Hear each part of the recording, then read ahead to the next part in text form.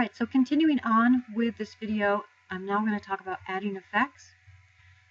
So if you come over to your effects panel, so you might want to be in the effects mode of the editing workspace over here, or you can pull up your effects panel from the windows. As you already saw me do before for the crop, you could always search for something if you think there's an effect for it, but you're not exactly sure which folder it's in. But what I would really recommend is that you spend some time looking in the video effects folder, and then there are more folders inside of there. Now I'm just going to go over a few of these folders. A lot of them should actually be familiar from Photoshop, but you can just start opening them up and looking and kind of playing with them and experimenting what they do. So how do you add an effect to one of your clips? Well, there are three ways you can do it. You could make sure that your clip is active. So I have my Mr. Duck that I was working on in the last video active over here. I could double click it from the effects panel, and that automatically added it to the effects control over here. I've now added a Gaussian blur.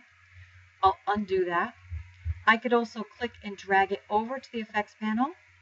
Same thing. I'll undo that, Control Z. I could also take an effect and I could click and drag it and put it onto my clip in the timeline. Same thing, added over here. And if I wanted to remove it, I could click on it and just hit delete on the keyboard. But I actually want to add the Gaussian blur for a second here. So I have the Gaussian blur added to this clip, and I'm going to just scroll down over here. And this works like kind of like creating a mask in Photoshop. I'm going to click on the create an ellipse mask, so I could use. I want to create a vignetting effect, so that the inside of my image will be in focus, and then it'll slowly go out of focus. So I could create an ellipse shape, a rectangular shape, or I could use the Bezier free draw tool to make my own shape. But I'm just going to use the ellipse, and I click on it, and it automatically gives me an ellipse here. And I'm going to click and drag that out and make it a little bit larger. And I'm going to move it a bit so it's kind of closer to the duck over here. Okay, so it's a little bit bigger. Now, I could create keyframes so that this could move over time as well, just to point out. And now, scrolling down here, I want to get to the blurriness amount. So I want to, it's not blurry at all right now. I'm not getting the Gaussian blur. And I'm going to make it very blurry. And now you might say, well, what's the point of that? I've just blurred out my duck. And that might be what you want to do with this. But if you want to have the background blurred, I'm going to hit the inverted button. So now what I have is a very in focus section of my video and a very out of focus section. So what I may want is to create a feather, just like you would in Photoshop. I can create a feather by clicking on this little ellipse out here, or I can go right up to the section here for mask feather. So the feather is going to make a gradient and ease out the difference between when it is in focus and when it's out of focus. And if I want to see it without the ellipse mask, I could just click on another effect and I can see it over here. Okay, so if I needed to move that, I could create keyframes and I can move that. I'm actually going to do that I think I'll do that in class. We'll talk about how to create keyframes and move it along. All right, so now if I wanted to copy this effect onto another clip, let's talk about doing that. I'm just going to move this brown horse clip down and have that on the timeline as well. So I'm going to go back over to my Gaussian blur for my ducks. I'm going to select Gaussian blur, and I can use the keyboard shortcut Control-C or right-click and choose copy. And now I'll go over to my brown horse, and I'm just going to paste it in Control-V. And now it has the same effect added to it. So if I had multiple effects here, so in a minute I'm going to add black and white and a tint, all I would need to do is just select all of them. I'm just going to scroll this up so that we can see them put together. So we can see the motion, opacity, crop, blur. So I could just select all of them, hold the Control key down, I could select multiple, and same thing, I could copy, Control-C or right-click, and then go to my other clip and paste them in. So that's how you could get multiple effects applied to different clips. Alright, so now that I've added that effect, let's add another one. I'm going to add black and white, and I'm going to add this to my duck over here, and I'm just going to search for black and white, and it starts to come up here, and I'm just going to double click, and now that made the clip black and white.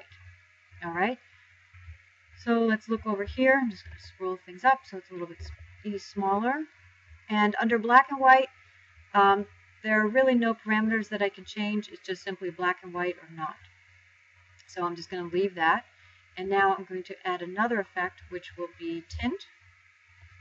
So it will be tint, it will be black and white, but now I'm going to add a little bit of color to it. So here's my tint, and I'll double click, and that adds tint, but I haven't done anything yet. So what do I need to do is to remap my black. I'm going to click on this, and let's make everything kind of in the blue hues. So I'm going to remap this. My black will now be a dark blue. Click OK. And so you see how it's picked up. Now I made anything that was originally pure black a dark blue. And if I wanted to, I could remap my whites too. And I'll go back down to the blues. And I'll pick something that's like a very, very light blue. And it kind of makes it a little bit darker. So I'm not sure I really like that effect, but I just wanted to show that you could do that as well. So I'm remapping my black and remapping my white. I'm going to just invert that or reset the parameters so that it goes back to the normal. And so now it just has kind of a little bit of a blue tint to it.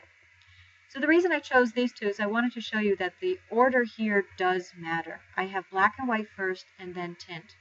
You can change the order of any of your effects by just clicking and dragging them. So now if I have tint first and then black and white, my tint is working. If I toggle that off, you can see the difference if that's when it was purely black and white. It is working, but I'm not allowed to see the blue. So it is actually reading it from the top down. So at first it puts on the tint and then it puts on the black and white. So that can be really important to understand if you're doing something like making it black and white with a tint. You put the black and white first and then add the tint to it.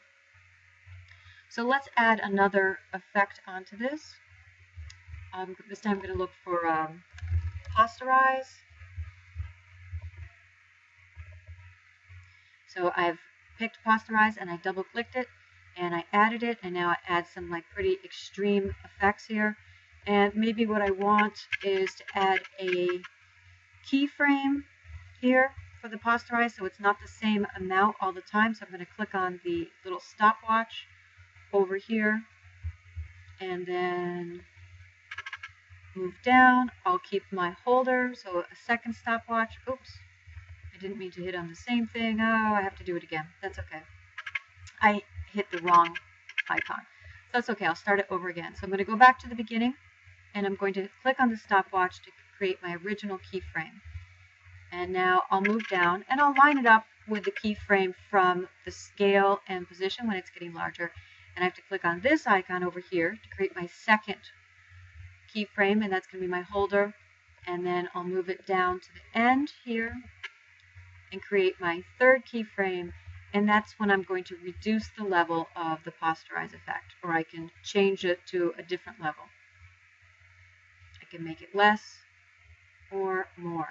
So the point is I can change, for my effects, I can also change the amount over time as well. So let's just scroll that back, and we'll play, and we'll see that now I'm at one level of posterize, and as it gets larger, it is increasing, changing the level of posterize as well.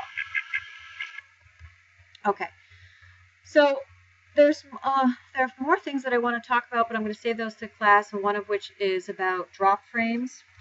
But for right now, I think you guys have enough that you can go and start playing. And again, really just go in and to your effects panel, open up video effects and look under adjustments, see what different things are here, color adjustments, blurs, add them to your different clips, see what parameters. Some of them have parameters that you can adjust and some don't. So like black and white, I don't, but in posterize I had a level. And so just experiment and see which ones are going to work for you for your project. And let me know if you have